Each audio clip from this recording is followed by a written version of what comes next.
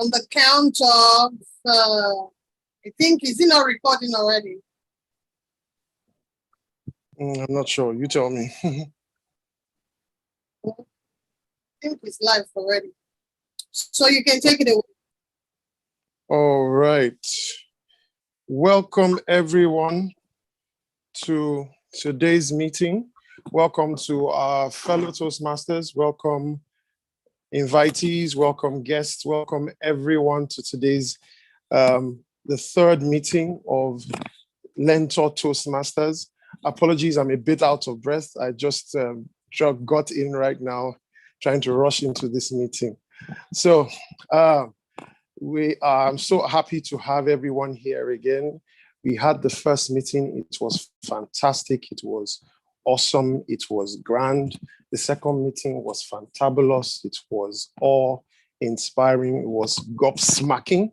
And this meeting definitely is going to supersede all that. In fact, I believe that at the end of this meeting, we'll probably have a new adjective to describe how fantastic our meetings are going to be. So I just want everyone to, fasten your seatbelts, get ready as we go into today's meeting. As we normally start, we would be taking the national pledge. But before we go into that, I just want to share something, a thought I had over the past few days with you. So I've been thinking about the word hope. Hope. What is hope? Hope is something that carries us along on a day-to-day.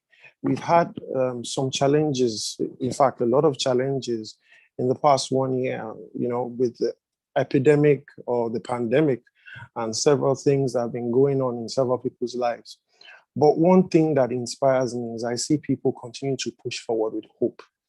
People continue to have belief that a new day is coming. Tomorrow is a better day. And that is what I believe actually brought a lot of us, even to Toastmasters. We want to improve our lives. We believe that our yesterday was not as good as today, and our tomorrow is going to be better than our today. And in the words of Barack Obama, in his book, Audacity of Hope, he says, hope is that thing inside us that insists that despite all evidence to the contrary, that something better awaits us if we have the courage to reach for it and to work for it and to fight for it. Hope is the belief that destiny will not be written for us, but by us and by men and women who are not content to settle for the world as it is, who have the courage to remake the world as it should be. I believe that is why you're here. You're here to remake your world, rewrite your world, and you're in the best place you can be to do that. So I want to welcome you. We'll just take the national pledge right now, and also we'll take the Toastmasters pledge as well. Please, everyone, because of different bandwidths, I would like everybody to please mute at this point in time. You can say it, please you can put your hand on your chest. With hope, let's speak into our Nigeria, that our Nigeria of tomorrow is going to be better than our Nigeria of today. So as we say the pledge, please just mute. I will say, you will hear me giving the national pledge. I'll say the national pledge, but say it where you are. So 1, 2, go. I pledge to Nigeria, my country, to be faithful, loyal, and honest, to serve Nigeria with all my strength, to defend her unity, and uphold our honor and glory. So help me God. Thank you very much, everyone. So I will be going through our Toastmasters pledge right now as well. As a member of Toastmasters International and my club, I promise to attend club meetings regularly, to prepare all of my projects to the best of my ability, basing them on the Toastmasters education program, to prepare for and fulfill meeting assignments, to provide fellow members with helpful, constructive evaluations, to help the club maintain the positive, friendly environment necessary for all members to learn and grow, to serve my club as an officer when called upon to do so, to treat my fellow club members and our guests with respect and courtesy, to bring guests to the club meeting so they can see the benefits of Toastmasters membership offers, to adhere to the guidelines and rules for all Toastmasters educational and recognition programs, to act within Toastmasters' core values of integrity, respect, service, excellence during the conduct of all Toastmasters activities. All right, so everyone, now I just want to continue the meeting. I want to invite a wonderful woman, our Madam President. She is a woman of timber and caliber, a woman who is a champion speech writer, speech giver, and I've had the singular honor right now to invite to the virtual lectern Toastmaster Oluwatoyin Bolajoko. Please give a virtual round of applause right now as she takes over the meeting. Thank you very much. Thank you very kindly, the Sergeant at Arms. That was delivered beautifully, and I am so happy to be here. As you can tell, I'm in a festive mood. Good afternoon, fellow Toastmasters, esteemed guests. It is so amazing to have you here today at our first meeting in the month of April. I'm very glad to be here. I'm very happy to see everyone who is in the meeting room right now. Today promises to be an amazing one for us. We are in for a time of learning, fun, and a lot of education. And I would just like to encourage us, usually I don't prepare for my opening speech. I don't have a written down speech. And I do that intentionally because first of all, I like to have the table topics feeling of delivering a speech extemporaneously.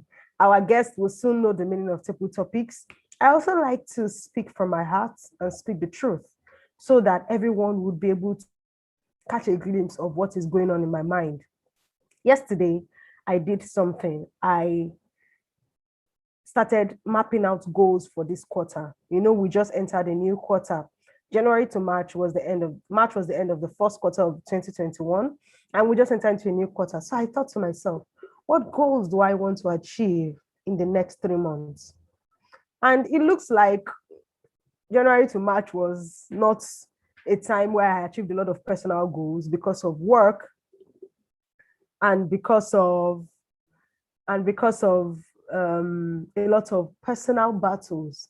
So I was quite discouraged to set goals for the next 90 days because the first 90 days were so busy and stressful for me.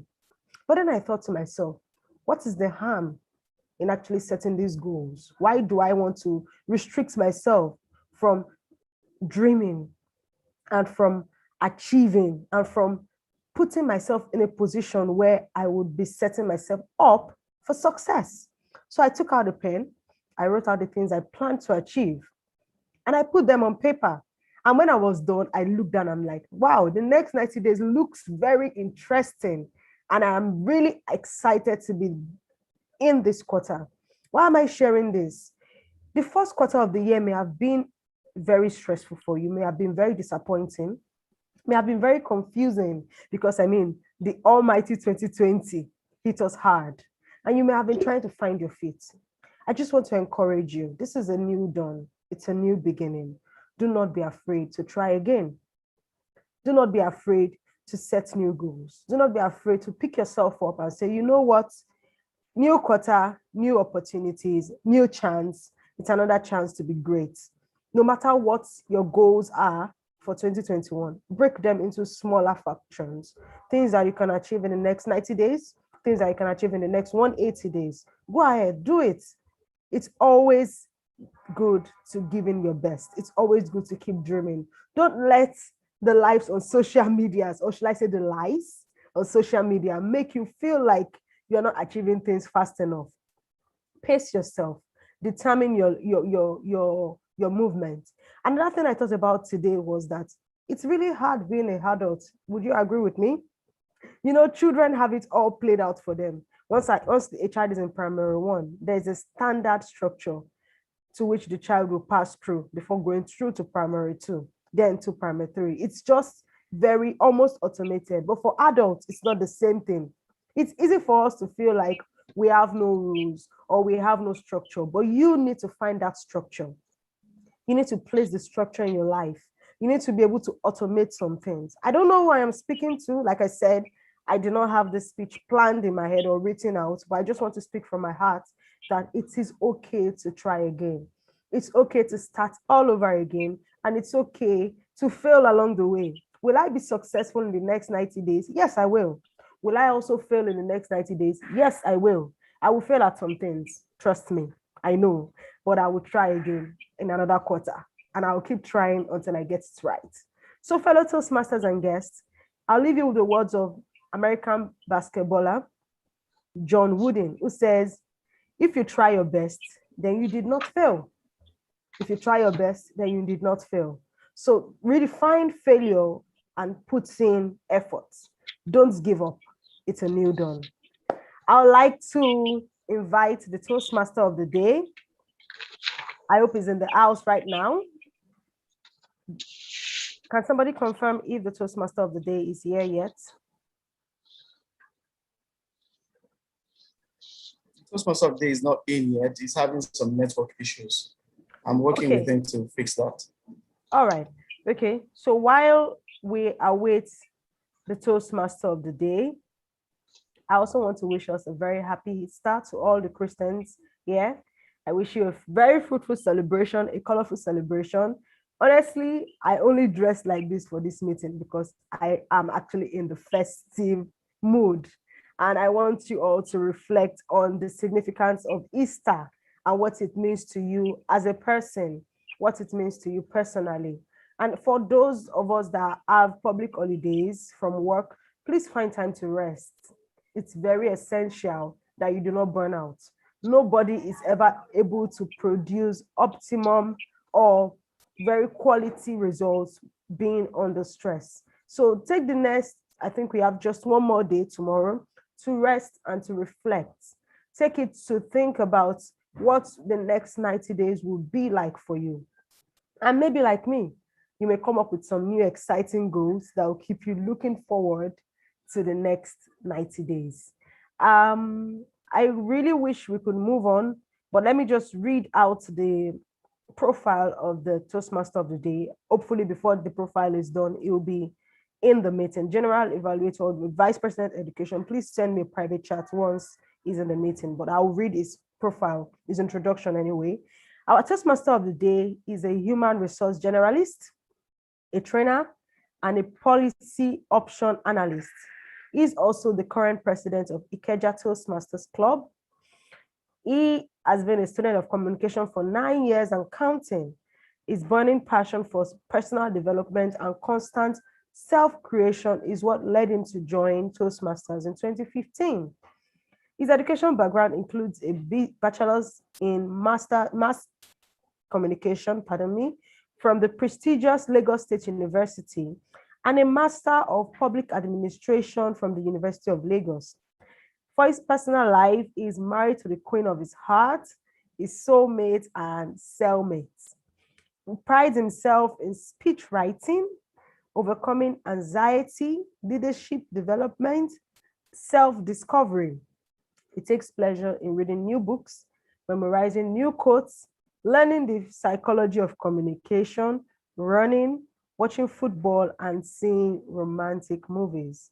His favorite quote is, if you truly want to change the world, judge a man by the size of his heart and not his slippers. I am sure that you are interested in knowing who the Toastmaster of the day is with such a smashingly impressive profile. He's none other than Toastmaster Ademola Nohim Elemoro. Now, this is someone that I know personally, so I am not speaking from what is written down, is such a calm and collected leader. Toastmaster Elemoro is someone that you can run to and count on any day, anytime. Is always willing to help. Even when things are down, he will step up. He's not a leader to leave you wondering what next to do. He's very active. He's a participating leader, and he has a heart of gold. He is very empathic. He's highly emotionally intelligent. I hope he's in the room. I am running out of words, but I know that Toastmaster Ademola is going to do justice to being the Toastmaster of the day today at our club meeting. Toastmaster Boluwatife, please tell me my introduction is not in vain.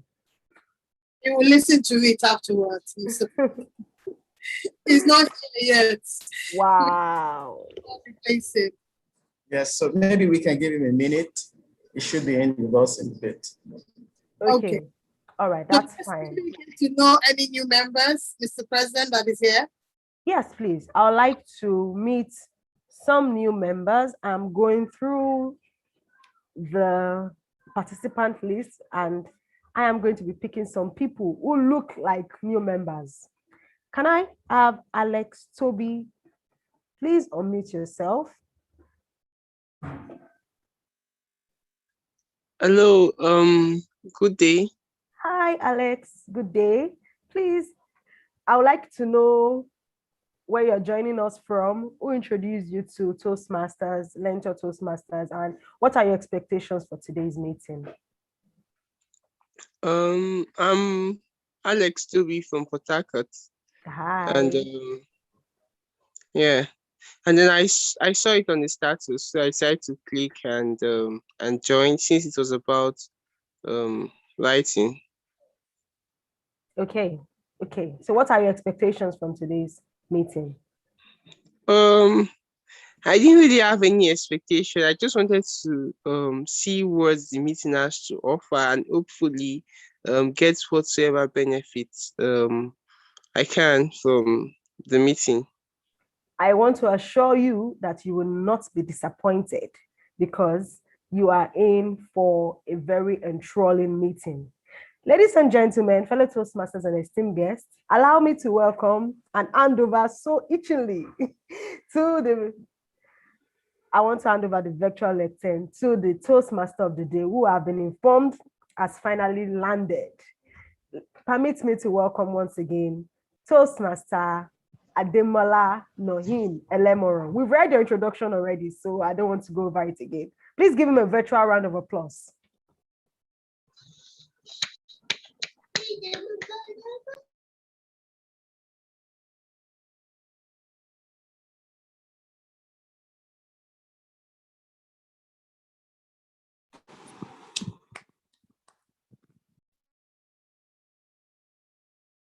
In case you're speaking, you're muted.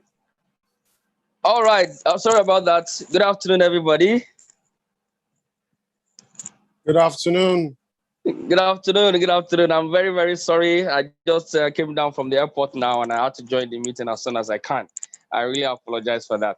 So I am very excited for today's meeting. I was very, very glad because basically when Bolu reached out to me yesterday to play this very, very critical and important role, I couldn't wait to be part of it. I would have a lot to say probably during the course of the meeting to also share some of the things I feel in the course of the meeting as well. But for the sake of time, I'd like to introduce our general evaluator for today's meeting. Obviously, someone I've already mentioned is someone I mentioned indirectly, and hopefully I'll be able to put on my camera very soon. So people are already sending me messages to turn on my camera. All right, our general evaluator for today's meeting is someone who is actually very dear to my heart. I would also be sharing more about him during the course of the meeting as well. But without taking much of our time, please welcome to the virtual lectern to play the role of the general evaluator for today. Please join me as I welcome Toastmaster Boluwatife. Banwo. Very much. You have the floor, sir. Thank you very much, Toastmaster of the day. Can you hear me? You are audible, sir. Oh, great, great. I'm glad you can all hear me. So Toastmaster Lemoro, the Toastmaster of today, is a friend of mine, and I'm glad that he's here in the meeting today. That's not why I'm here, though. I'm here to play the role of the general evaluator. And as a general evaluator, my job is to ensure that every aspect of our meeting today is properly evaluated. As a general evaluator, I'm leading a team of evaluators to guide us and provide guidance in every area of our meeting today. I'm not going to be doing this alone, so I have a team of astute Toastmasters who have proven themselves over time in Learntor Toastmaster. Please welcome with me the first person on my list of evaluators, who is going to be the grammarian for today's meeting. Our grammarian for today's meeting also doubles as the president of Learntor Toastmasters Club. She's a corporate sales executive who likes food and books. Our primary focus for 2021 is the concept of being. She wants to grow character, and her favorite quote is to thy own self be true, which is something we heard from Shakespeare in the book Hamlet. Please let us welcome to the virtual lectern, Toastmaster Oluwatoyin Bolajoko. Thank you very kindly, the General Evaluator. Once again, good afternoon, everyone. I'm sure you will be seeing my pretty face a lot today. I am the grammarian of this meeting, and what that means is that I will be looking out for the usage of grammar, very nice expressions, and also I will be looking out for the use of the word of the day. Talking about the word of the day, I'd like to introduce today's word to us, and the word of the day is fastidious. Fastidious. I do not know if we have any preparation to project that on the screen. What does fastidious mean? It means showing or demanding excessive delicacy or care. For example, he pays fastidious attention to detail. I will be paying fastidious attention to the use of the word of the day, and I will come back here today to give a report on how it's being used amongst other expressions that took or caught my fancy. Thank you very kindly. Over to you, the General Evaluator. Thank you very much, grammarian. Next on my list of evaluators is the timer. Our timer today is a digital strategist and consultant. Our primary focus for 2021 is upskilling 5,000 Nigerian women agilists and digital marketing professionals. Our favorite quote is, true greatness is not in being great, but in the ability to make others great. Please let us welcome with me to the lectern, Toastmaster Mercy George-Igbafe. Thank you very generously, Toastmaster of the day, Toastmaster, our General Evaluator. My sincere apologies. So thank you for that humble introduction. I'm very, very grateful by it. As rightly introduced, they say time waits for no man. I'm sure we all know that. So today, I'm to moderate how we're very good in terms of timekeeping. The rule is for the table topics, you have 3 to 5 minutes to speak. For the prepared speeches, you have 5 to 7 or 8 minutes. Sometimes, if you're making a presentation, up to 20 minutes. And so what is the rule for you to use the time during the session? So what I'll be doing today is helping to nudge you using my profile. But just to be safe, for those that might not know how to pin the timer, I'm going to try to project intermittent. So my rule is, once you have spoken at exactly 3 minutes, 2 minutes for prepared speeches, you will have, for the table topics, for the icebreaker speeches.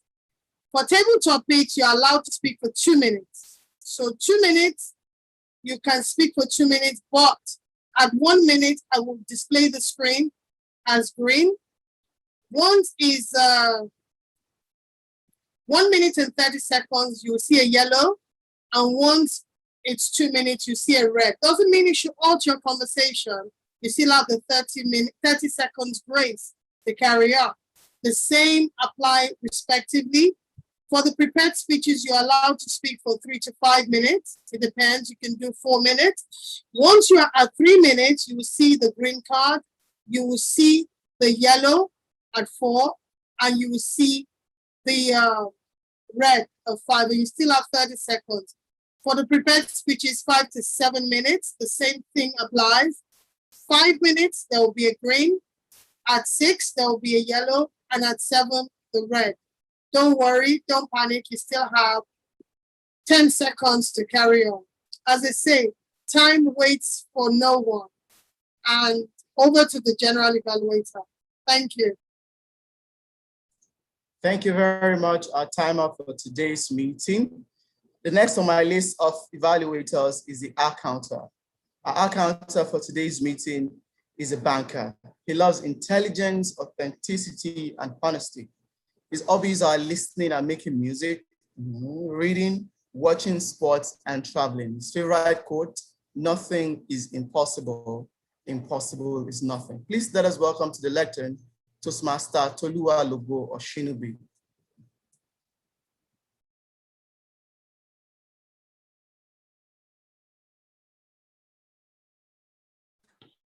Apologies. Thank you very kindly, Toastmaster Boluwatife. Thank you for that introduction.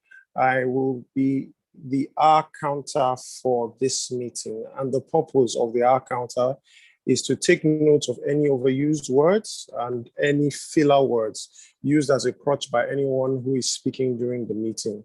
So words that could be maybe used inappropriately, inappropriate interjections like as, well, but, so, you know, and words that might just be, or just sounds like or and things like that. So we'll be watching out for such words being used during the meeting, and I'll be giving a report of the usage of those words at the end of the meeting. Thank you very much. Thank you very much, our counter for today's meeting. Last but not least on my list of evaluators is the listening evaluator. Our listening evaluator for today's meeting is a banker as well. We have a lot of bankers in house. He loves family and he loves Arsenal FC. Arsenal FC. His major focus for 2021 is freelancing, and his favorite quote, "The room for improvement remains the biggest room in the world." Please let us welcome to the lectern, Toastmaster Shayo Bilubaje. Wow, I think I'll have to change my profile because of Arsenal.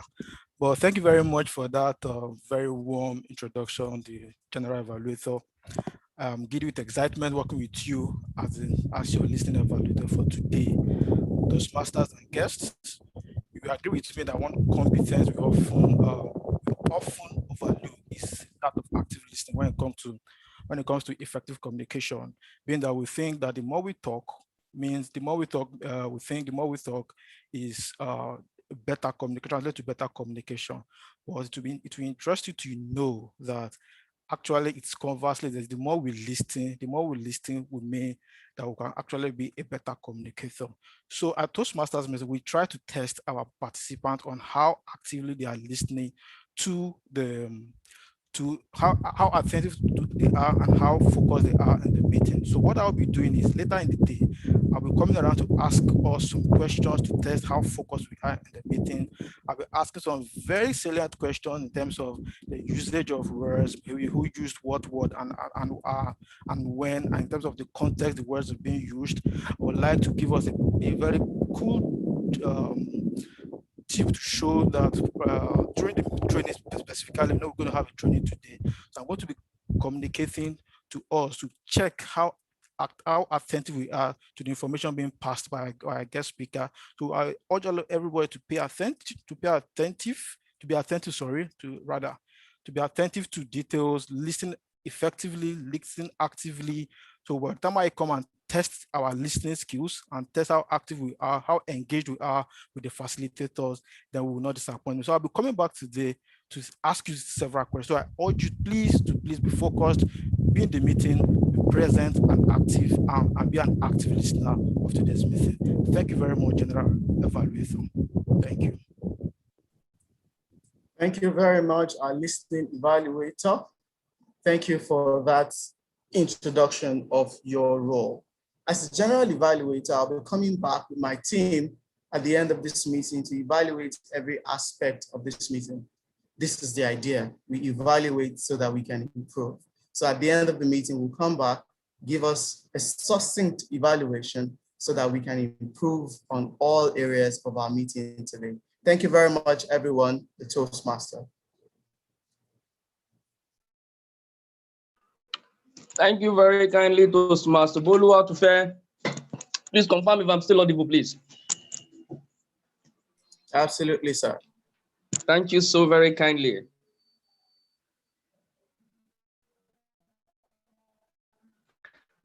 All right, so this is my ugly face, and I just want to commend everyone that has spoken so far. I want to commend how Tem Boluwatufe has handled that particular segment, and we'll be looking forward to the report at the end of the meeting. So it's time for a very, very interesting segment, and it's a segment we call the table topics. And as a follower of politics, I'd like to share a very, very brief reality that surrounds table topics. And one of it includes the American politics. We look at situations during the 2008 election that brought Barack Obama to power. And while reading the book by David Plouffe was his campaign manager, I discovered that most of the troubles that Barack Obama and his opponents, like McCain and Hillary Clinton, one mistake they always made during the course of the campaign was it happened during moments when they were asked questions they were not prepared for. And they end up making assertions that offends one particular group, or something they say that allows the opponent to counter. It's a whole different ball game. When it is another thing to have the skill to speak when you're not prepared. So that's the purpose of the table topics, to help us become, to help us adjust to situations where we are called to speak when we are not prepared. And that's what the table topics master will be trying to facilitate during the course of today's meeting. So to play the table, the role of the topics master today is an interior designer, and she's into health books. And some of our mission is to basically, I think some of our perspective is that life is an experiment.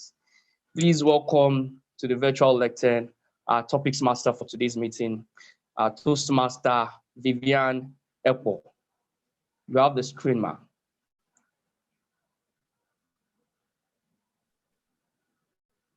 Hello. Hello, good afternoon. Hello, everyone. Hi, good afternoon. Thank you so much for the introduction. Hello. So I'm going to just go straight and share my screen now because we have very little time.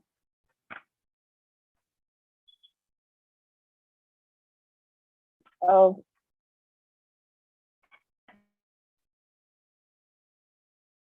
Can you all see me? I hope you're all doing well. Yes, we can Absolutely. Yes, we are. Happy Easter, by the way, to everyone. Sorry, I'm so sorry. I just realized I did not check screen sharing before I started.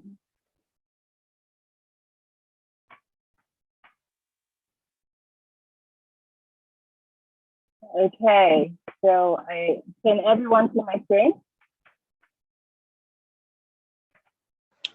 Yes, we can. Perfect. Okay, perfect. So, and now this is on blurred. I'm just gonna play that. Okay, so as you all know it was briefly introduced what table topics will be. So I have 5 questions right now that have been listed, and I would appreciate people to volunteer So this is an interactive session right now where the impromptu, you pick a question and impromptu answer the question. Don't think too much about it. Don't stress too much about it. It is a safe space where we're supposed to learn. So just go with your flow and just enjoy the process of learning that you are in right now. So basic rules, you have 1 out of 5 questions you can choose from. And then the presentation time, for you to qualify for an evaluation, you need to at least present your impromptu speech, minimum 1 minute and maximum 2 minutes to qualify. If you go below or above this time, you do not qualify, and we will not get to vote for you. And we would like to vote for you as well, because your effort is very much appreciated. Okay, so do I have volunteers? Please, can you indicate in the chat box if you'd like to volunteer? Don't be shy, especially the new guys and the new and old Toastmasters. But I would like to want existing Toastmasters to also put up their hands to help ease the impromptu speech. So do we have volunteers? Yes, Joy takes number 5. Perfect, Joy, you're amazing. Thank you for that. Okay, so Joy, since you have decided to go first, to choose number 5, where's my mouse? I'm sorry. Okay. Now, how do I?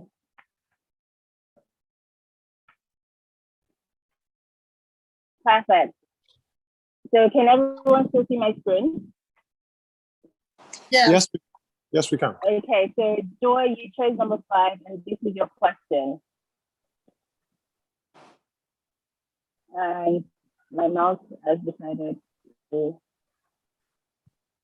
I'm really struggling with my desktop right now. Okay, what do you love about yourself, Joy?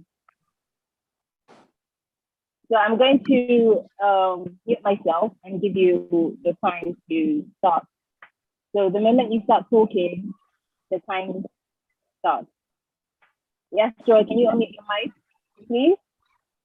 Yes, please. Good afternoon. Perfect. Hello. Good afternoon. Okay. Happy Easter, everyone. It's not a good thing to talk too much about yourself, but this question just drops me right in the middle of that question. What do I love most about myself? I like to think of myself as ever evolving. I look at myself and I tell myself all the time, Joy, you are a work in progress. And I think that it is that gift of adaptability, that gift of being able to metamorphose from an egg to a pupa to a butterfly and to another butterfly. That is what I love most about myself. And what does it help me achieve? It helps me understand that no one is perfect. It helps me understand that no matter how far you go, there is always a better place to be in. And just that, like someone said earlier on, that the room for improvement is one that always has room for more people. So because of these beautiful qualities, these qualities that I do not take for granted, I believe that my adaptability is one strength that I admire the most in myself. It's uncomfortable to talk about yourself, but yes, I love the fact that I'm able to adapt. I love the fact that even in this post-COVID, I know we're not out of COVID entirely, but in this post-COVID era, it has become the one thing that I've drawn all of my inspiration from. And in case you're out there and you're wondering, where do I go to? What's the next chapter for me? I'd like to say that adaptability is the one and the only thing you need. Take it from me. Thank you. Yes. Wow, Joy, that was beautiful. That was absolutely beautiful. Thank you so much for answering that question in such a very articulated manner. Okay, I am going to share my screen again. So I'm not sure if I can do that. Yes. Okay, so do I have another participant, please?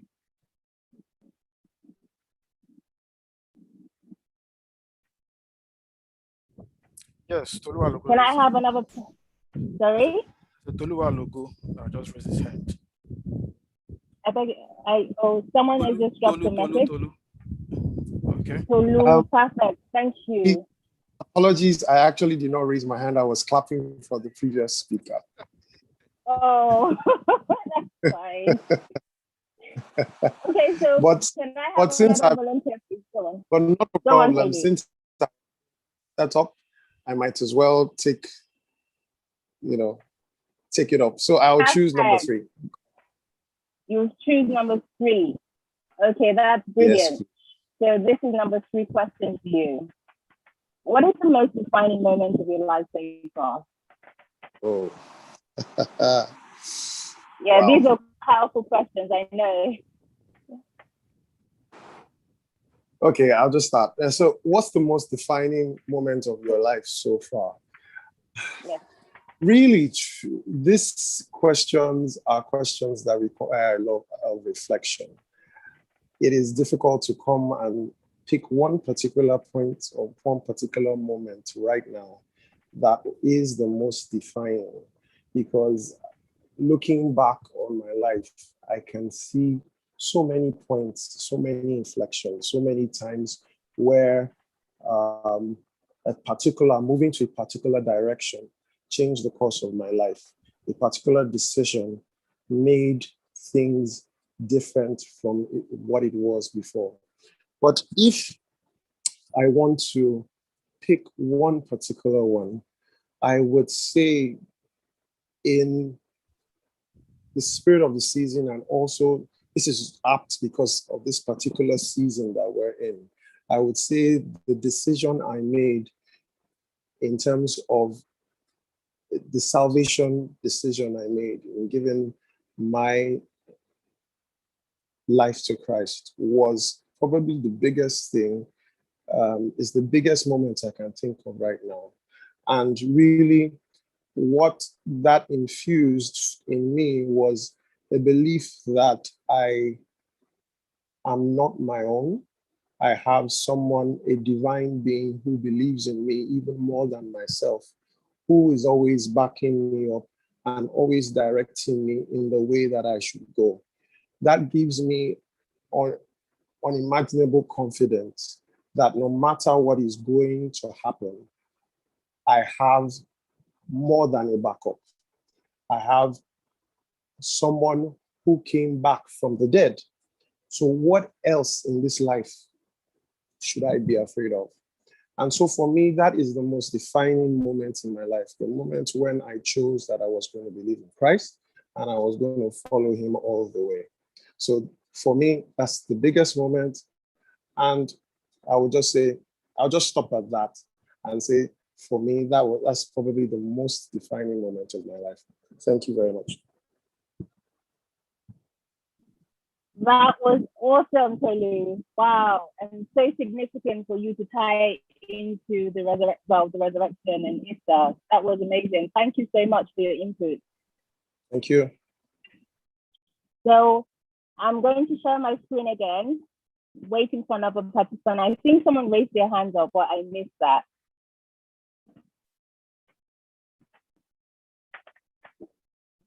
Do we have another volunteer, please?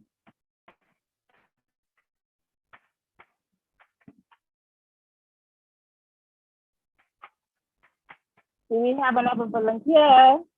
I can't really see the chat.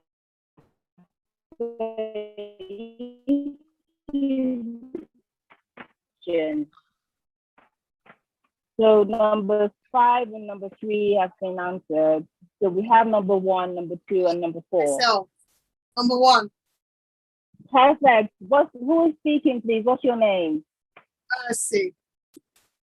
Mercy, hi. Thank you so much. Okay, I'm going to just click on number 1. Right. So this is your question, which activities make you lose track of time? Thank you so much for that question. What activity makes me lose track of time? Quite fascinating. I think number one, Learntor has been really time consuming, especially as a startup trying to build a business. So number one, I think my business has made me lose track of time in terms of spending quality time and appreciative time with my family. So that is one thing that I would say has made me lose track of time, really, and not allowed me to pay fastidious attention to what really matters. Learntor matters because we have an audacious goal to break the digital skill gap, but it has taken my eye, not helped me to pay fastidious attention to family, to my children, but I equally try to console myself in the sense that, number one, I'm only seeding, and there is a time for everything under the sun. Because I recognize there is a time and a season for everything. There's a time to plant, there's a time to seed. There's a time to sit down and to eat the reward of that. So if there's anything that has taken my focus off what else is important, it would be Learntor as a business. And especially the fact that the business was officially registered March 15th, 2019. And we officially took up operation around August. So that is one thing that I would say totally has taken my eye off the ball and made me lose track of time. So thank you so much. Over to you, the table topic master. Wow, thank you so much for that. It's not easy juggling business and family, eh? Thank you for that. Very strategic answer. Thank you. Okay, I'm going to share my screen again. So I'm hoping to get another participant, please. Just two more. Oh, perfect. So we have the president raising her hand up. I think that is what you're doing, correct? I'll choose number 4. Perfect. Okay, thank you so much. Okay, so your question is here. Where do you find inspiration? I love that smile. Thank you very kindly, the table topics master. Where do I find inspiration? I believe that inspiration is everywhere. It's everywhere you look, really. And being a creative, a writer, I love to write. I love to think a lot. And I seem to draw inspiration from everything that happens around me. For example, thinking about children sometimes makes me realize, oh, adulting is hard. I find inspiration in that, then I have to write. I look at the birds of the sky and I get inspiration. But the most important, or the most, I like to say the most relevant places or the most relevant channels by which I get inspiration are through my experiences. I see experiences as an opportunity for you to learn or to foresee what the future will look like. And I do not take experiences lightly. I may be talking to you, or you may be saying something to me, and all of a sudden, Eureka, I have an inspiration. So I draw inspiration in everything, but most of all, I draw inspiration in experiences, which is why I pay fastidious attention to everything that happens around me. Thank you very much. Wow, that was awesome. Thank you so much. That was simply awesome. So we have one more person to please volunteer. Do we have any takers? Just one last question. Question number 2. Any takers, please? Let's not be shy.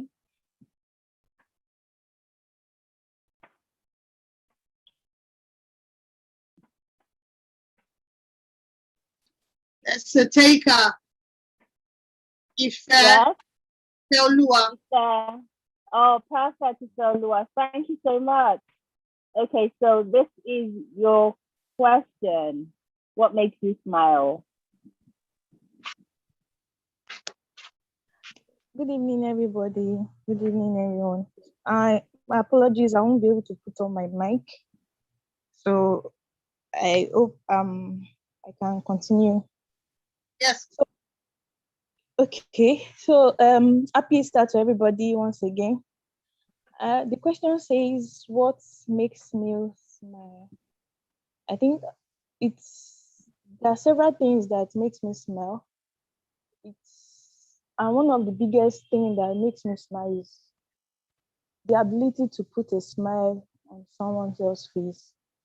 I don't think I won't personalize that to myself. I believe that one of the ways I can impact is being able to put a smile on someone's face and being able to add value to someone's life, regardless of the person's age, position, and location. So I have this understanding that when you are able to add value, when you are able to up and make someone better than the way that person was before, that is the biggest joy, and that brings smile to my face. Thank you. Wow, thank you so much, Lua. That was very, very beautiful. Thank you to everyone who participated in the table topic today. So I'm going to pass it on, and then we're all going to vote for who our favorite impromptu speech person is. Thank you very much, everyone. That's it from me. Bye.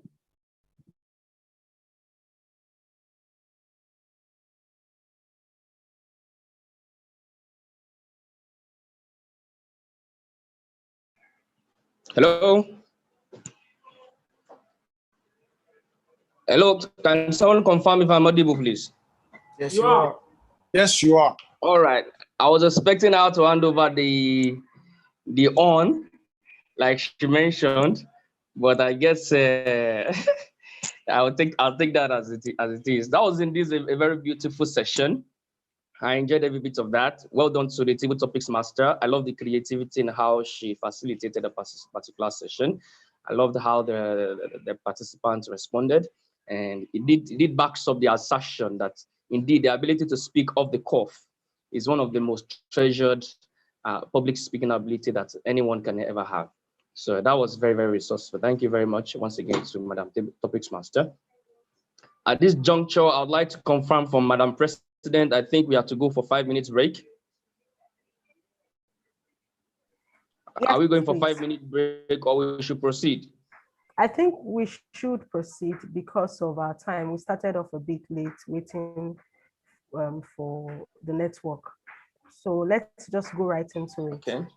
Would you like me to share the polling while you're speaking? The general. We have to vote for the table topics speaker. All right then. So I guess the votes can go on now. Then after the vote, you can move on to the next session, right? Yes, please. Kindly announce for people to vote for the table topic speaker. All right. I think we have the people to vote for on the screen already. So we have intending Toastmaster Join Cheyenne.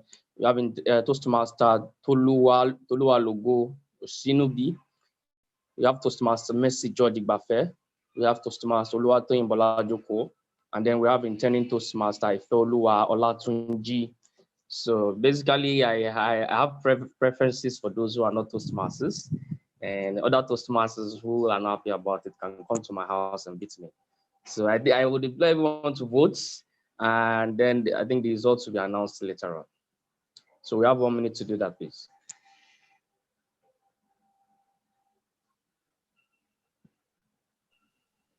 Toastmaster of the day, I would like to make a suggestion.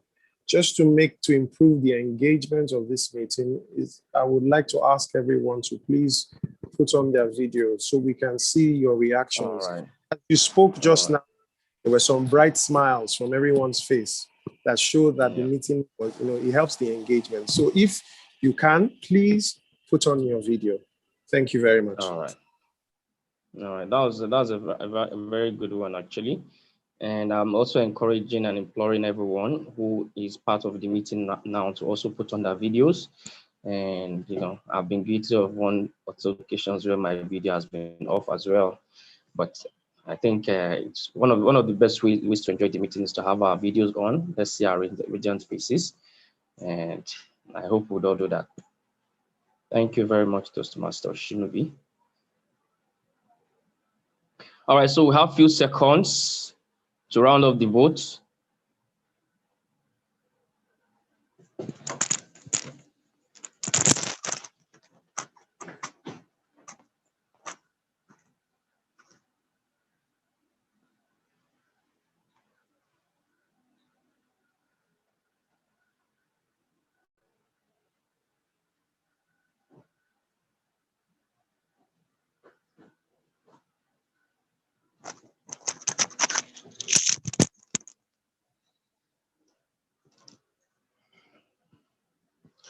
All right, I want to believe that we are good to go now. Madam President, are we good to go?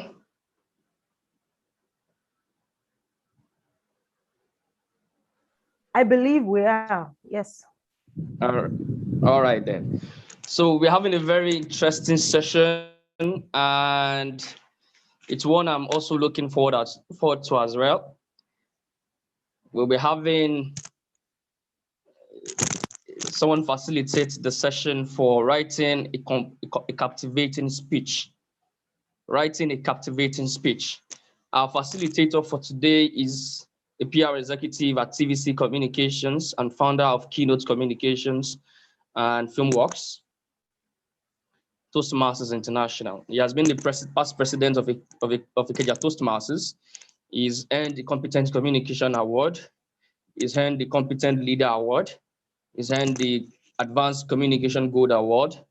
He's earned the Advanced Leader Bronze Award.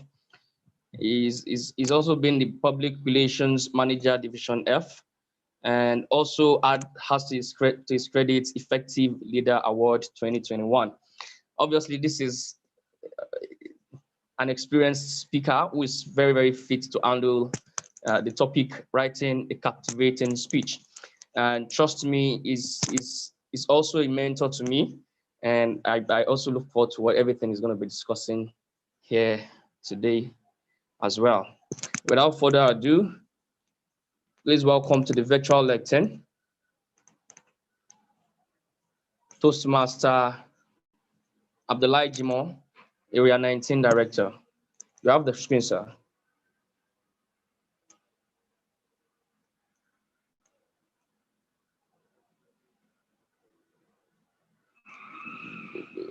Do we have Toastmaster Abdullah Jimoh in the house? I think he's trying to log in or something. Or is he having network troubles? I think he must have dropped off. He's coming in again. Toastmaster Abdullah. Hello, Toastmaster Abdullah Jimoh. If you can hear me, you are on now.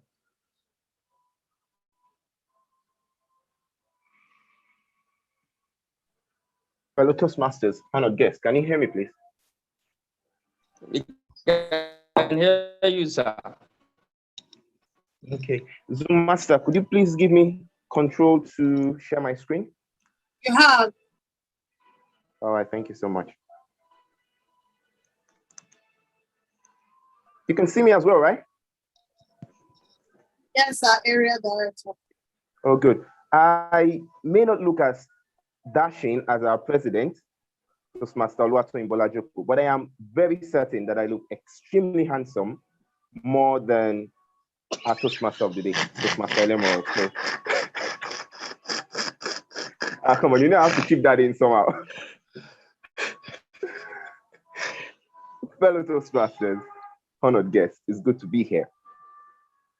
Today, we will talk about writing a captivating speech. So, we can all see my screen, right?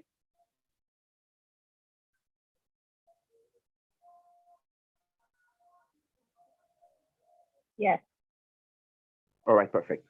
So writing a captivating speech, that's what we're talking about today. Quick peek into the sessions we'll cover. Selecting your topic. Before beginning a speech, you need to know what you want to write about. Please note that a topic is different from a title. So selecting your topic, we'll talk about writing an outline, what an outline is and how to write one. Then we'll move on to developing the body of talk about preparing the introduction and conclusion of that speech. Notice how I said developing the body comes first before preparing the introduction and conclusion. Lastly, we'll give a few rehearsal tips for writing great speeches. Okay, so let's jump right into it. First up, selecting your topic. Now, these four areas that I listed, four major areas I listed, are just a few of the places, few of the areas you can select your topic from. First up is your knowledge, what you already know. For instance, when our Madam President wanted to host this, she reached out to me because she knows that my knowledge, my area of strength is in speech writing, communication, and presentation.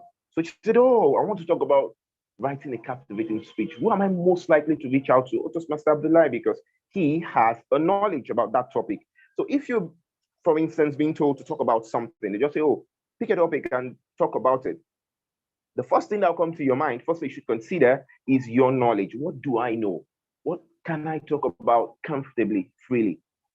For instance, if this was to be, say, something about science, you want to talk about regeneration or mutation or whatever, oh, definitely, I'm the least person you would consider because I know virtually nothing about mutation, about cell regeneration and what have you. I know nothing about it. I'm only just even using that example now because I just finished watching The Amazing Spider-Man Part 1, where they talked about all of those things. So that's that. So the first area is you have to pick something you know, something you're comfortable about.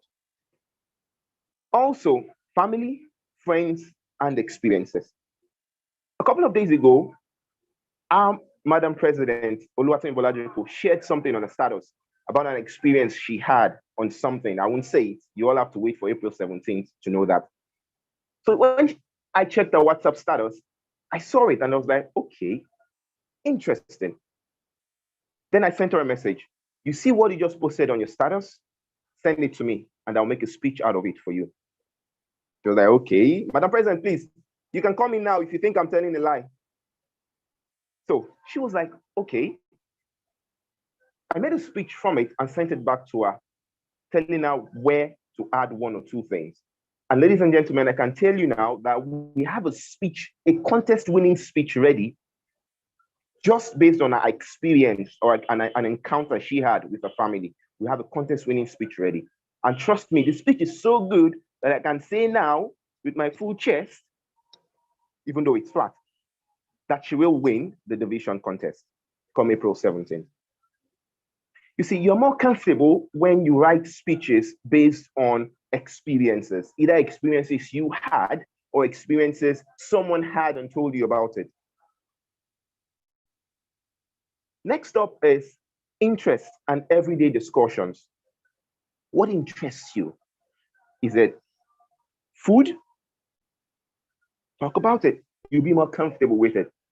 What interests you is the everyday discussions, gossips you have with friends. Write about it. Pick a topic from it. Books as well. You could select the topics from books. For instance, say maybe you're reading, forgive me if I'll get the title wrong. Trash to Treasure, the new book by Tosin. You could pick an idea from it. So maybe it's movies or other reference materials at all. So these are several ways you can select your topic. It will be an encounter on the bus, how you were sandwiched between two very fat persons, or the body odor coming out from the conductor's mouth. Anything at all. So the very first thing you need to decide on before writing a speech is what you want to talk about, your topic. So topic is more broad, which is completely different from your title of your speech. Your title is what you come up with at the end of everything. For instance, writing a captivating speech is the title. But the topic generally, it's about writing speeches. Next up is writing an outline. Why do you have to write an outline? And what exactly is an outline? You'll be wrong if you want to write a speech, for instance, and you just take a paper and you feel, oh, you're just writing on and on and on, and you feel you've come with the right speech. That would be a mistake. An outline is note-taking. You need to first decide, okay, I've gotten a topic, speech writing. What exactly do I want to talk about it? Start taking notes. I want to talk about introduction, writing introduction. I want to talk about writing an outline. I want to talk about how to write a conclusion. I want to talk about this. I want to talk about rehearsal tape. What I just did is an outline. I just highlighted the few areas I want to talk about.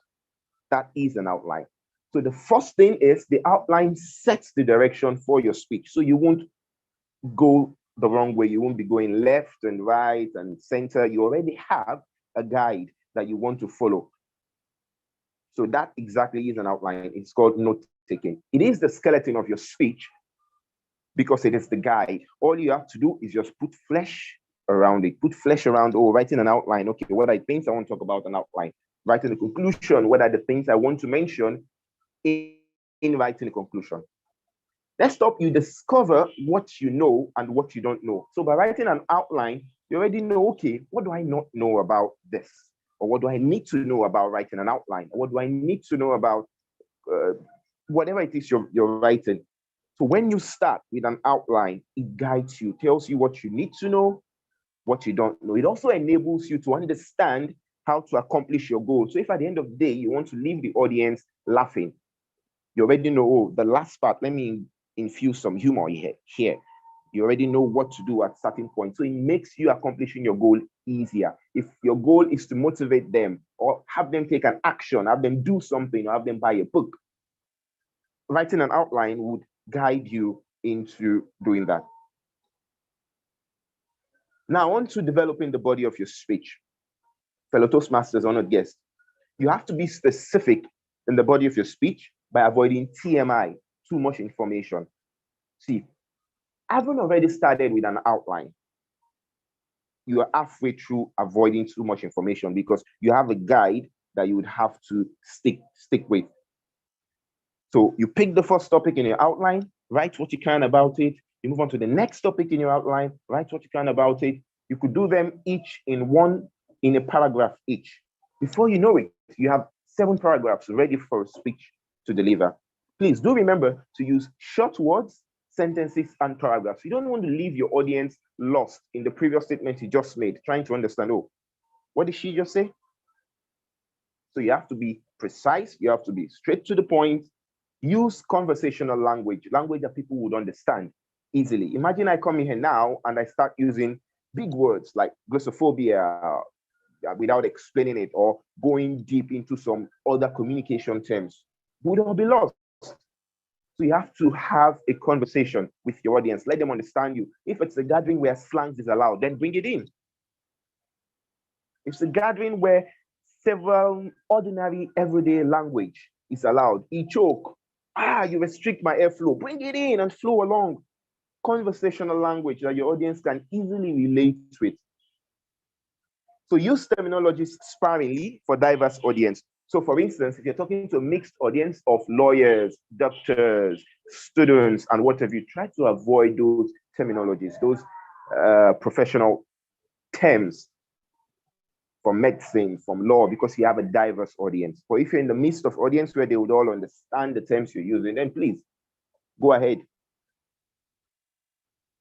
Lastly, in your body of your speech, please do ensure to include examples or stories if you have stories. The truth is, I would never forget to say this: facts tell, but stories sell. So you can go ahead and tell people, 95% of Nigerians are liable to die at the age of 50, or smokers, or start giving them facts and what have you, 20% of this happens or that happened and the like. You're only just telling them, but you have to sell your speech to them, infuse a story into it, infuse examples into it, and then your message will stick in the minds of your audience. Now, how to spice up the body of your speech. We just talked about examples, infusing practical examples into your speech. You could go on stage, for instance, let's say, let's use this popular example. You go on stage with a glass of water, and then you ask them, how heavy is this glass of water? You'll be confused. Okay, what's happening? What's happening? But the truth is, the real weight of this glass doesn't matter. What matters is how long I hold it. If I hold it for a minute, nothing would happen. If I hold it for an hour, I begin to feel ache in my arm. If I hold it all day long, my arm would feel paralyzed, incapable of being used. Fellow Toastmasters and guests, that exactly is life. If you think about your worries for just a minute, you'd have no problem. Think about them for an hour, your head begins to ache. And if you think about them all day long, you'd be incapable of doing anything. So why worry? See how I just linked being worried to a cup of water using an example. And everybody, oh, that's nice. And they'll laugh, they'll smile, and they'll be so impressed about it. That is exactly what examples do for you. Next up is humor. Infuse humor into your speech. Just about 4 or 5 days ago, Toastmasters International sent me a message. Hey, congratulations. I'm sure some of us got the message as well. Congratulations. I haven't been an active member. You're entitled to pick a free path for free. I was like, oh, interesting. And I went through all the parts available that I haven't touched. Immediately, I saw engaging with humor. I knew that's exactly what I wanted. Because nowadays, speakers are often too serious. People need to laugh more. So I said, oh, I need to learn more about humor, how to spice up my speech with humor. So I picked the engaging with humor material, because one of the best ways to spice up your speech is to infuse humor. People are more likely to open up to you. People are more likely to accept your ideas when you infuse humor at the right places. So you could let us all learn how to infuse humor into our speeches. Next up is poetry. Now you have to be careful how you use poetry in a speech. I recall once back at a Toastmasters Club I attended, there was a speaker who had 7 minutes to deliver a speech. And the lady came on board. Guess what she started with? The national anthem. Not the pledge, but the anthem. I said, everybody, please rise, let's recite the national anthem. And we recited the national anthem. Let's say that took about 2 minutes. 2 minutes gone. What are you supposed to do next? Start your speech. Ladies and gentlemen, she went on to recite the pledge as well. 2 more minutes gone. That's 4 minutes out of a 7-minute speech gone, because she failed completely on how to use poetry for a speech. If you have to sing a little and dance and shake a little, then please do it. But control it and use it wisely. If you have to say a few lines about a famous poem, do it if you have to, but not too much. And ensure it links to your speech. It's not completely different. Next up, speed bumps. Now, what are speed bumps and why do I call them speed bumps? Fellow Toastmasters and guests, speed bumps could be things like triads. For instance, you're saying it could be things like repetition. Fellow Toastmasters and guests, you need to understand the value of love. Understand the value of love. I just repeated it, it's a speed bump. Or suddenly I was speaking and I just stopped. I took a pause and I continued. Or while speaking, suddenly I just look at the direction just to get people's attention. That's the speed bump. So suddenly, it's exactly what the normal speed bump does. You're speeding through a road and suddenly you see a speed bump, you have to slow down. So you could spice up your body by just suddenly slowing down. Now, besides spicing up your speech with this, what it also does to the minds of the audience, it gives them that sudden time to gather their thoughts and then just come back. For instance, some persons might already be pressing their phones and suddenly you just do a speed bump, maybe a repetition, or you just suddenly pause. They go, oh, is he waiting for me? Oh, what's happening? What just happened? Next up is linking words. This works perfectly when you're moving between ideas or points or within paragraphs of your speech.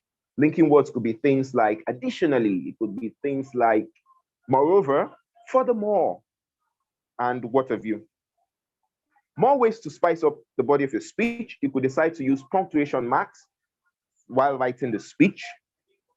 You could also use literary devices or figures of speech, the likes of alliteration, the likes of simile, like and as. You could use metaphor and personifications and what.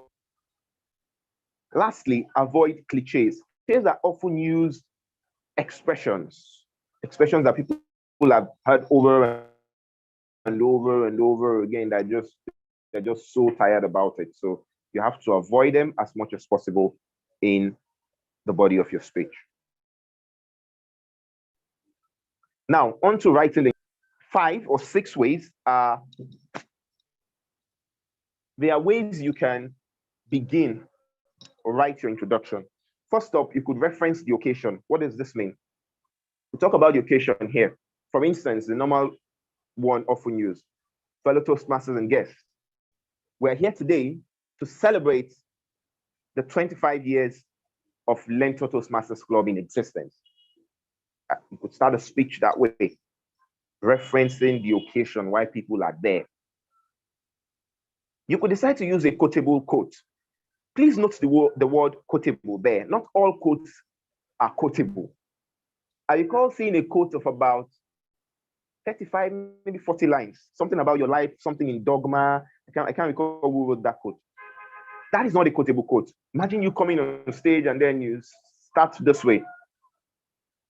According to the words of, you mentioned the name of the author of the quote, and then you go on talking for about a minute, talking about just that same quote the person made. It's way too much. So use simple, easy to remember quotes that relate with your speeches. Now, how best do you use quotes? Always remember, when you're using a quote, reference it to the person that found the quote. If the person is a famous person that you're certain that a large percentage of your audience will know the person, then you probably don't need to mention the person's skill. You don't need to say, according to Indian philosopher, this. But if it's someone that your audience cannot all relate to, then you have to mention who that person is. For instance, fellow Toastmasters and guests, in the words of Dale Carnegie, it said, and I quote, all your audience can relate to him. I didn't need to mention who Dale is. Let's say, for instance, in a gathering of science students in India, and I have a quote from Toastmaster Oluwatoyin. So I now go there and I say, fellow Toastmasters and guests, in the words of Oluwatoyin, life is a mystery. They'll be like, okay, who is she? You understand? So try reference the occasion. According to Learntor Toastmasters president, Oluwatoyin Bolajoko, she said, or life is this, and so on. So you have to reference the occasion, the person rather, Identify who the person is. Next up is story. You can start your speech right up with a story or an anecdote. There is absolutely nothing wrong if you choose to start, if you do it well though, if you choose to start with once upon a time. Or if it's a Nigerian audience that they can relate, you go on and say story, they would laugh, they would enjoy it. If you do it well, you understand? Now that might sound like a cliche, but if done right, you get away with it. So you could start your speech with a story or an illustration. Imagine coming on board and you start showing them something or drawing something from them, for them rather. So it's up to you which of these methods you want to use to start your speech. A strong opinion or a comment. I would never forget, okay, I just forgot his name, but I'll never forget how a certain international contest winner started his speech, coming on board with a cigarette. And it was like, oh, you guys think smoking kills, right? And then he made a strong comment that statistics stating that so number of people and the like. Some people are like, oh, okay. Some persons already believed him. That was a strong comment, was a strong opinion. And it worked for him, and thankfully he won. So you could choose to use such a technique as well. You could also start with a surprising statement or a rhetorical question. His example can also work here as well. Imagine me coming on board and I say, fellow Toastmasters and guests, did you know that 90% of Nigerians die as a result of fear of public speaking than anything else? Oh, okay. How did he get that statement and the like? So that's that. So these are some of the ways you can write the introduction of your speech. You can start by referencing the occasion, using a quotable quote, a story, anecdote, or illustration, a strong opinion or comment, surprising statement, or rhetorical questions. Fellow Toastmasters guests, please, I need someone to say something if we're all on board. Just say something. We're with you. We're with you. Okay. No one said something. All right, so right in the conclusion. Oh, perfect. I have a gift for you. Toastmaster Oluwatoyin, please give her that gift. All right, moving on. Right in the conclusion of your speech. In your conclusion, you can choose to summarize your major points. For instance, fellow Toastmasters and guests, we started off by talking about selecting the topic of your speech. I mentioned some techniques, some areas we can get the topic, books, and what have you. We moved on to writing the body of your speech, how to spice up the body of your speech. We then talked about writing the introduction and later conclusion. Thank you all so much. Blah, blah, blah, blah, blah. I've summarized my major points. You could do that in your conclusion. Or you could use some technique to show that your speech is ending. Some persons can use linking words. They could say finally, or in conclusion, or to wrap up my points and what have you.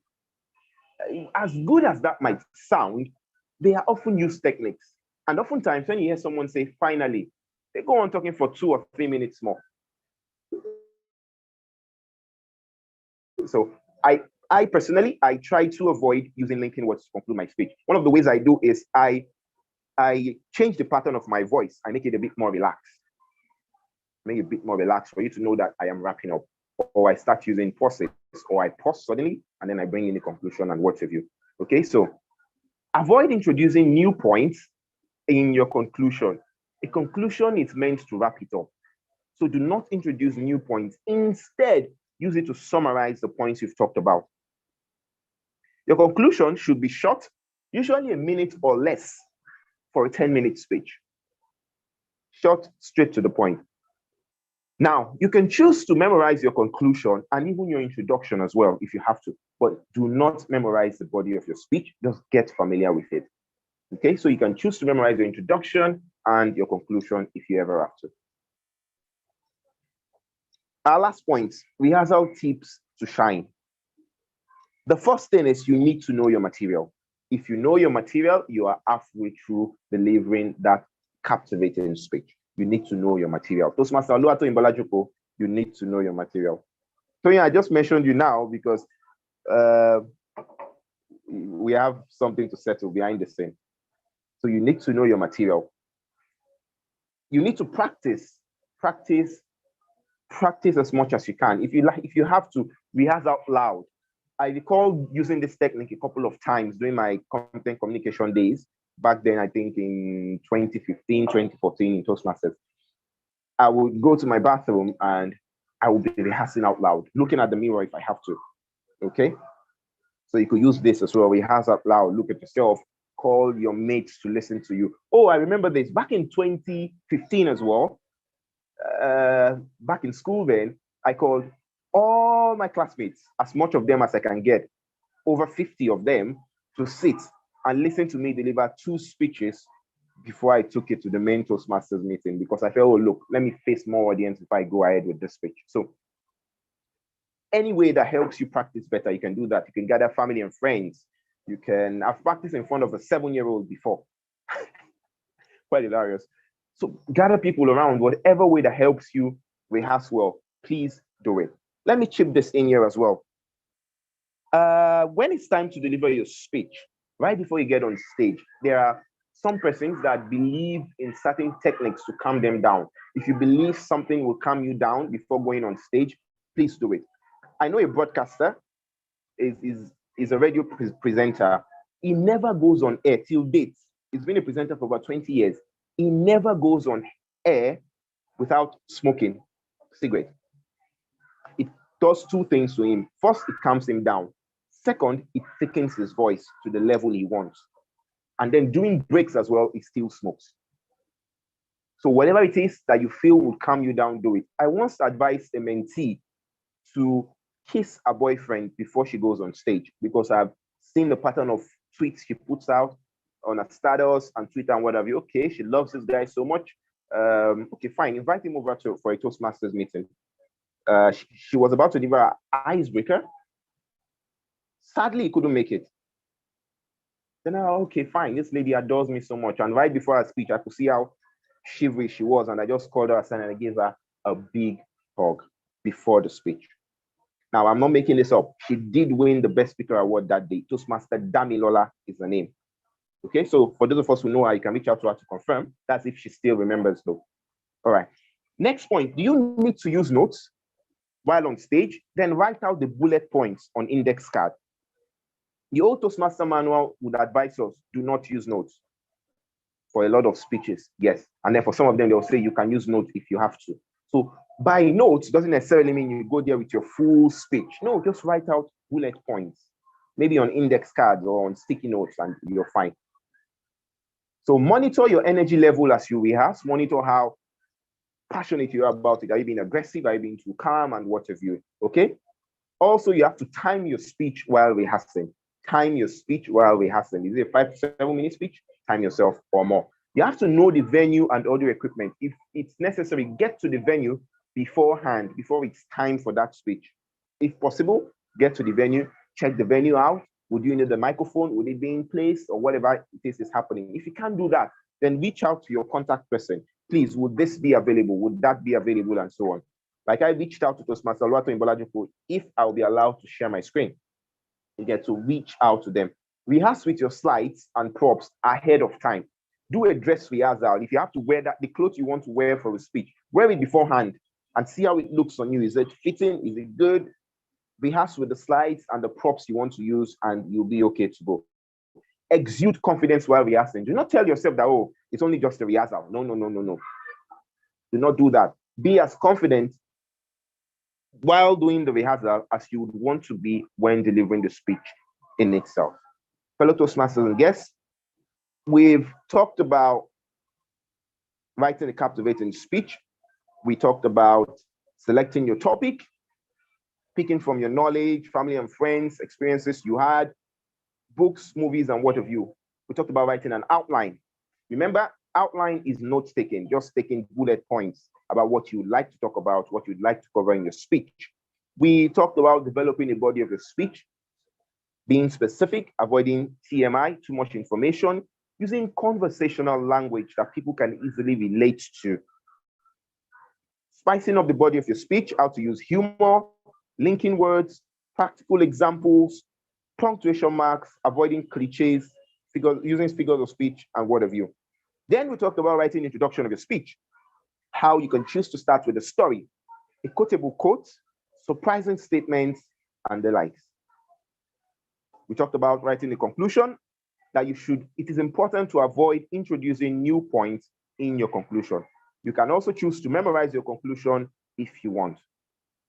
The secret to delivering a better speech, a great speech rather, is how well you practice, how well you know your material. So know your material well and practice it over and over again. Please do remember that while practicing, it is ideal you time your speech, monitor your energy level, and exude confidence. It's been great having to do this presentation today. My name is Abdullah Jimoh. Toastmaster of the day, back to you, please. Thank you very kindly, Toastmaster Abdullah Jimoh. That was a beauty, and I'm sure everyone who has heard you today also feel as glad as I do right now. Please, are we allowed to take questions? If we are, then you can conduct the session. If we aren't, thankfully, then that's good. I won't be crucified.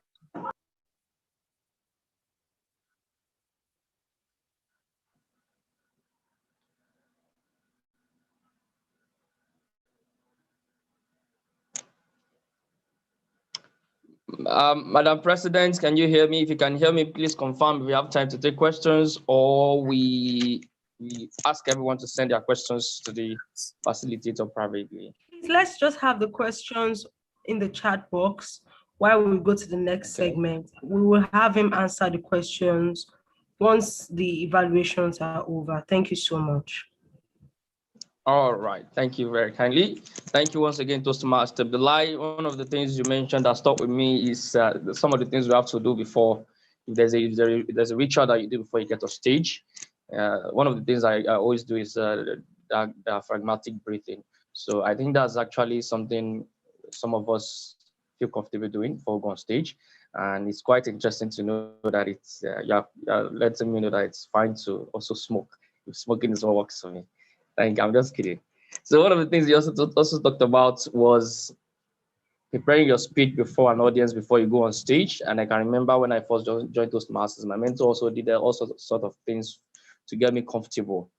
And he wasn't seeing the results. He wasn't seeing that spirit. He wasn't seeing that energy.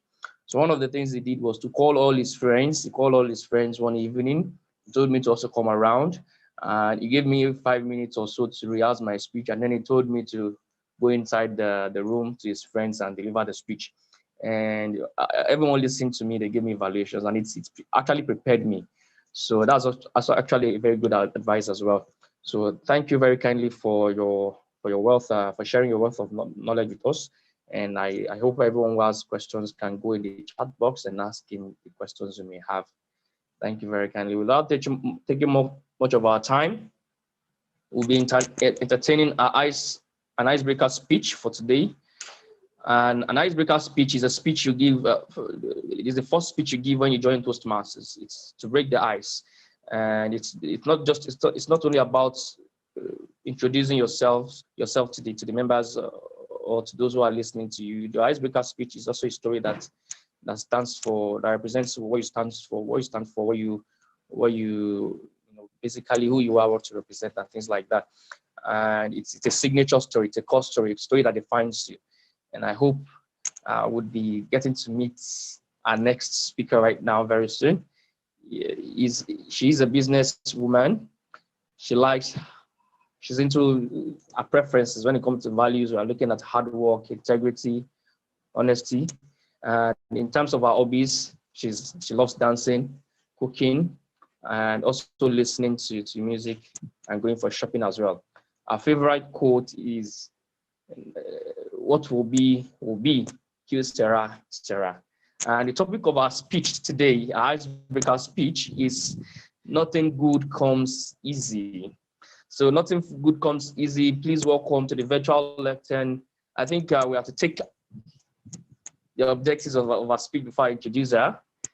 All right, if our evaluator could please read out our objectives, please. Or we can just go on with introducing our icebreaker speaker.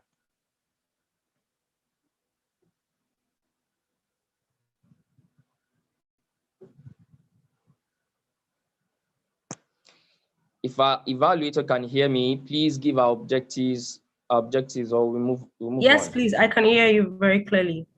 The All objective right, thank you of the so much, Madam President. Please go ahead. Thank you. Please give me a moment.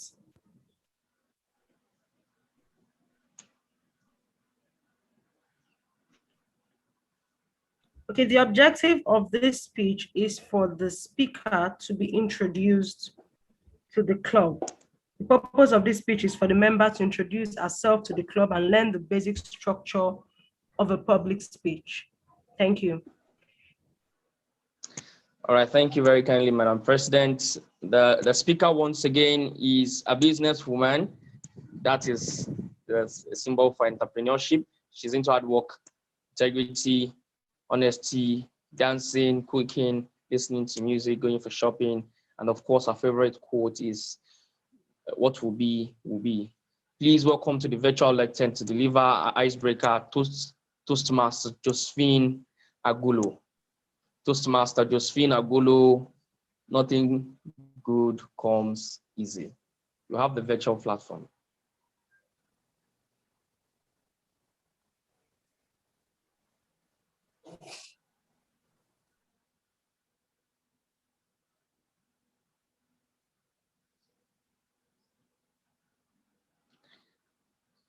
Do we have Toastmaster Josephine Agolo in the house? Mr. Joseph, can you unmute yourself? I think she's prepping. You need to unmute yourself, Toastmaster Joseph. Okay. Can everyone hear me? Yes, please. We can hear you. Please go ahead. You have the floor. Okay, thank you so much. Wow. In the words of Colin Powell, the former U.S. Defense Secretary, it says, a dream does not come into reality through magic. It takes sweat, determination, and hard work. The Toastmaster, fellow Toastmasters and amiable guests. The pursuit to change the narratives, or will I say, trajectory of my life, made me take a bold step, leaving my house, my home, my parents, with my Ghana must go on my head, without informing them, to school, because I wanted to change my life. I was born and bred in Delta State, precisely Warri, the first child of a small family of 7, father, mother, and 4 siblings.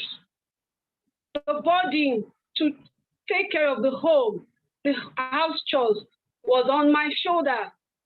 I have to juggle that with my studies.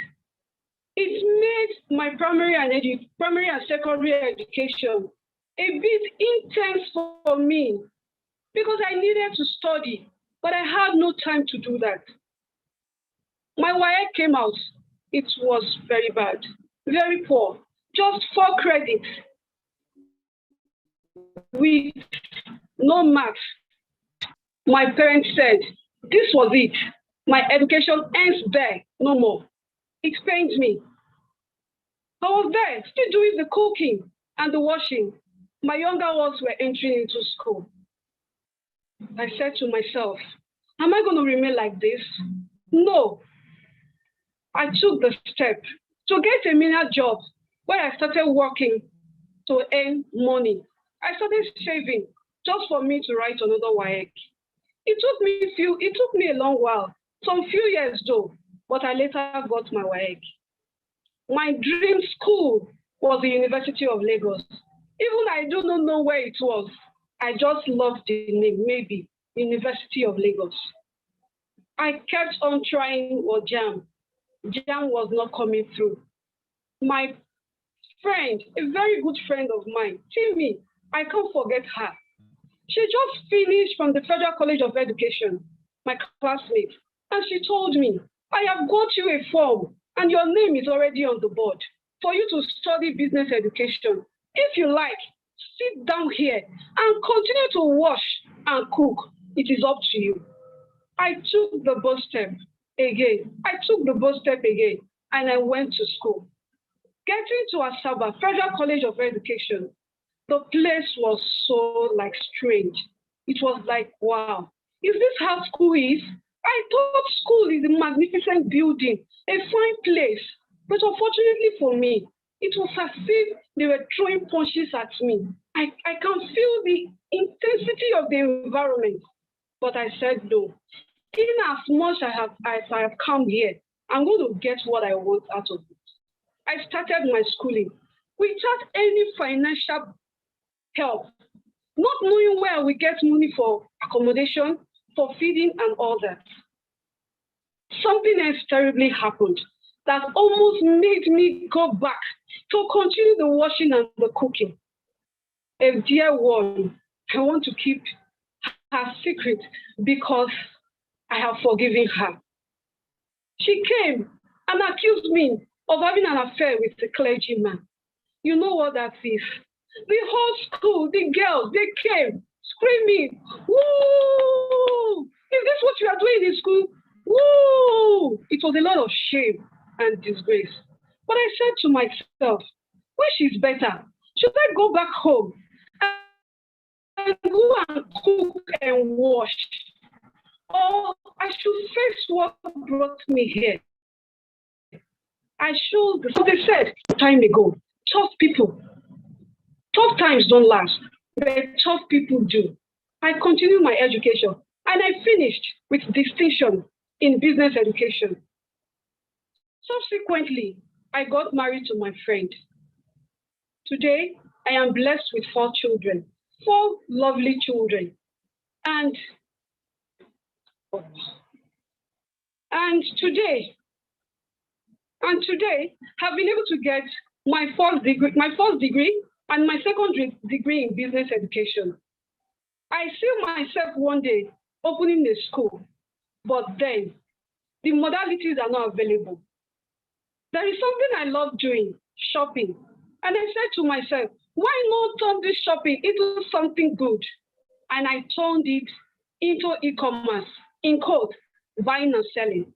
I see myself as one of the 10 best Lagos vendors who search for quality household items, souvenirs that will make their party or whatever occasion they are doing a memorable one. One thing I hold dear to my life is hard work. I hold hard work to my life and integrity. Anything you need to do in life, you need to put in hard work. Nothing good comes easy under the sun. The Toastmasters. Thank you so much.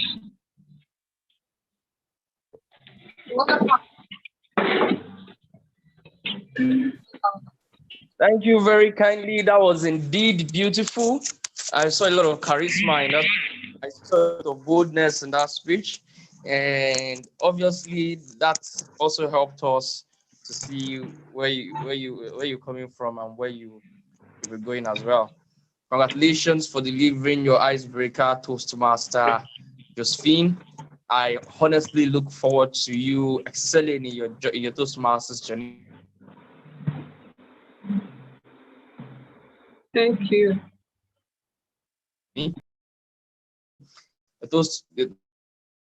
The icebreaker speech is just one step, a long line of so much consistency. And I you very kindly. Without taking much of our time, introduce once again General Evaluator to take up the rest of the responsibilities. I missed his introduction when I came on board, so I'd like to introduce him properly now. General Evaluator for today is a human resource professional. He is into politics and leadership, and his goal for 2021 is an all-round growth. And his favorite quote states that man is the measure of all things, of things that they are, and things that are not, that they are not. So I think that's a very, very interesting quote. And even though I had to pronounce them and Toastmaster, blow out to fair Banwo. You have the virtual platform. Thank you very much, Toastmaster. That was a wonderful introduction. Thank you very much for that. Because of our time, we're going to have very brief evaluations for this meeting.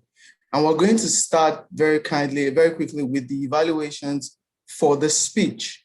That's because we just heard the speech and that's the most recent thing. So I'd like to bring to the lectern and the evaluator of our Icebreaker Speech today, our president, Toastmaster, Oluwatoyin. Thank you very kindly, the general evaluator. Wow, wow, wow. Toastmaster Josephine, you broke the ice and you shattered everything. In fact, there's no ice left to break. That was an amazing speech.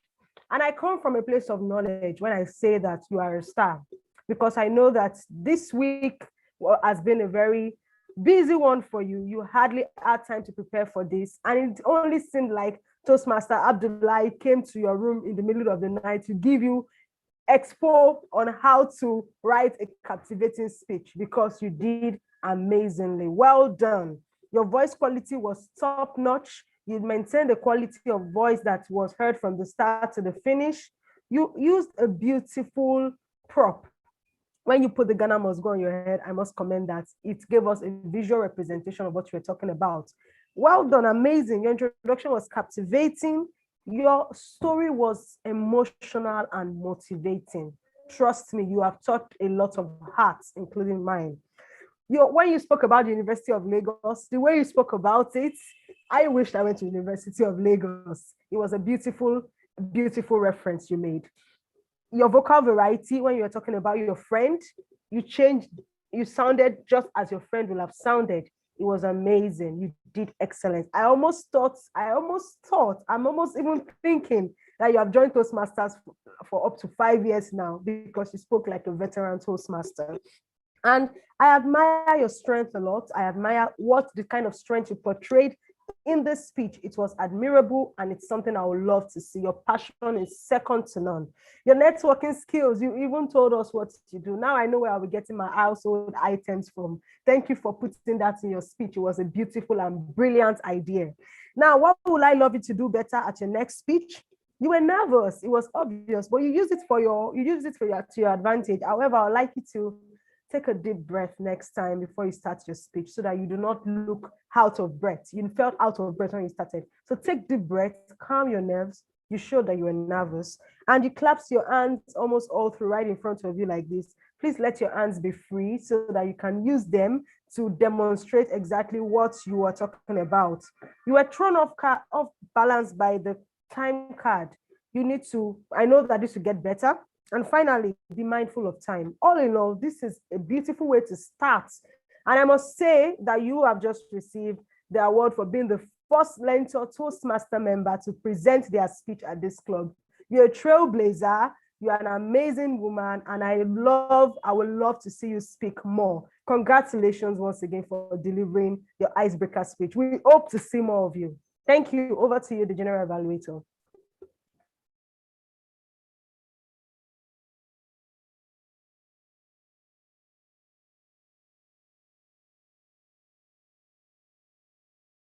Okay, you might need to carry on for the general evaluator. Is complaining about network issues.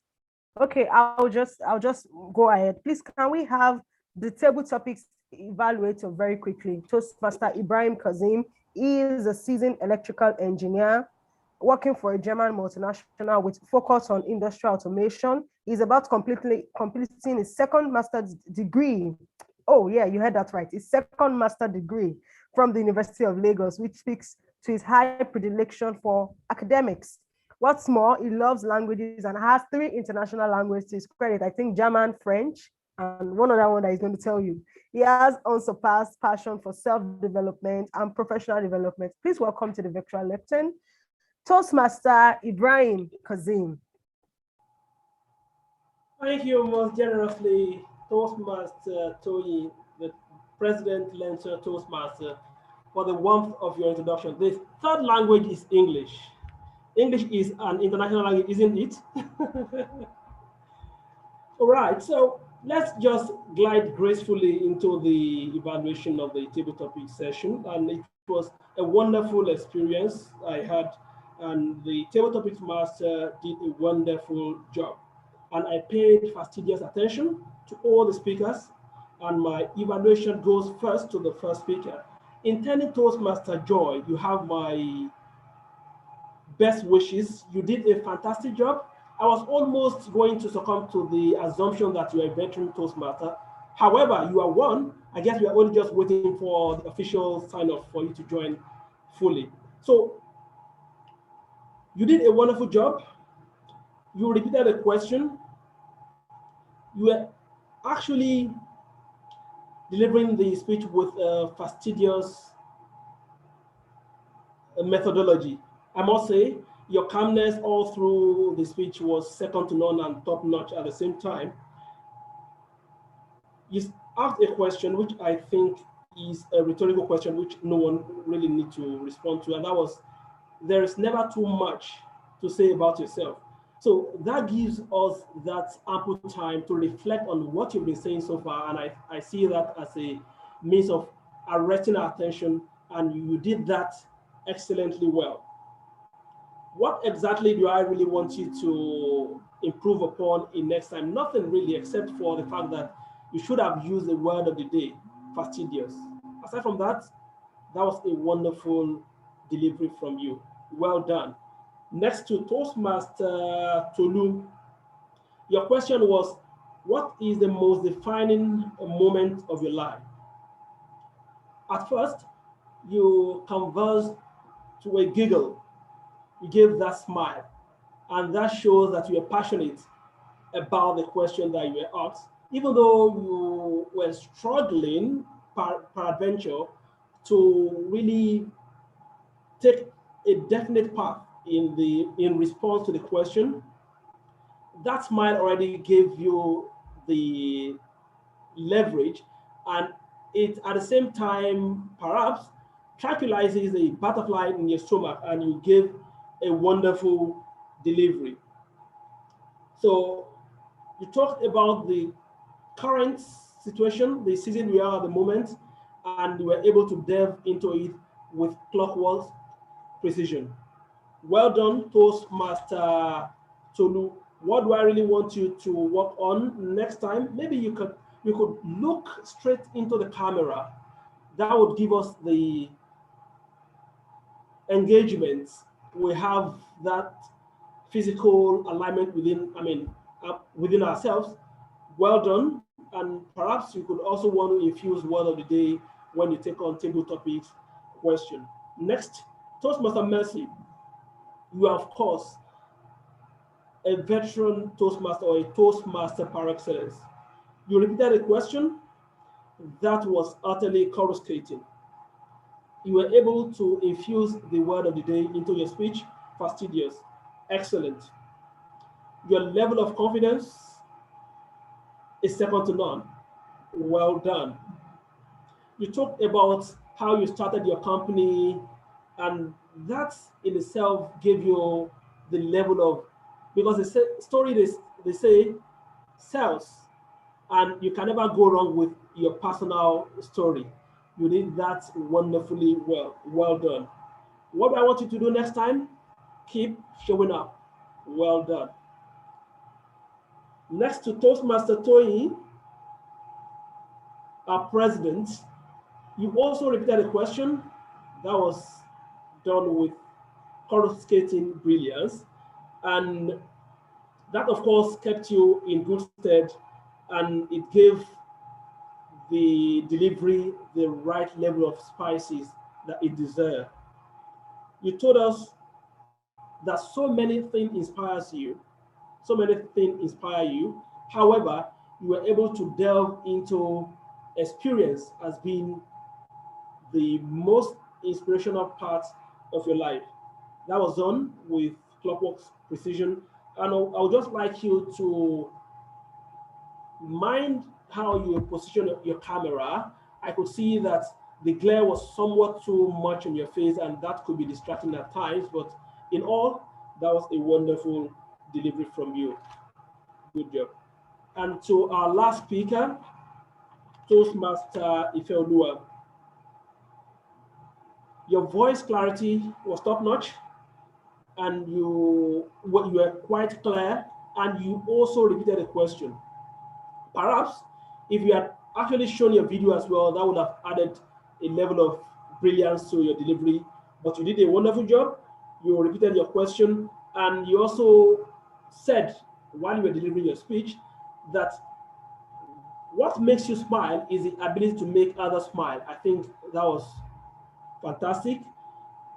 Maybe next time, once you know you're on a Zoom meeting like this and you can be called upon to respond to Toastmaster table topic session, you could also just prepare your mind that you want to put on your video. That would just add some values to your delivery. Aside from that, that was well done. Maybe you also want to delve more into the use of your timing. 1 minute, you could have gone a bit ahead of that and say some personal story, and you definitely do well. On this note, my time is done, and I now hand over the control of the virtual lectern to the general evaluator. Over to you, sir. Thank you very much, Toastmaster Kasim. The network knocked me off again. I don't know what I did to MTN, but they've not been very nice to me lately. It's all right. We'll find a way to deal with them. Okay, so because of our time and the fact that we do not want to take too much of your time, having already passed the 5 o'clock mark, I will give a general evaluation. Wow, isn't that why I'm the general evaluator of the meeting today? And then the president will help close the meeting so that we can all get back to the things that we had planned for 5 o'clock. To start with, we started the meeting late. That's not very good. It's something we can improve upon, that we start exactly at 3 p.m. Then we also had the president delay for a very long time because we needed to hand over to the Toastmaster of the day, who also didn't get into the meeting on time. We understand that there were some technical issues with that, but we did not start early and we did not pass the baton across from the president to the Toastmaster on time. It has to be mentioned, even though we know the reasons why. Then we also had situations where we need to hand the lectern to the person. We need to acknowledge the person who allowed us onto the lectern and also acknowledge the person who is taking the lectern from us. So for example, if I come in and I was introduced by the Toastmaster, I acknowledge the Toastmaster first.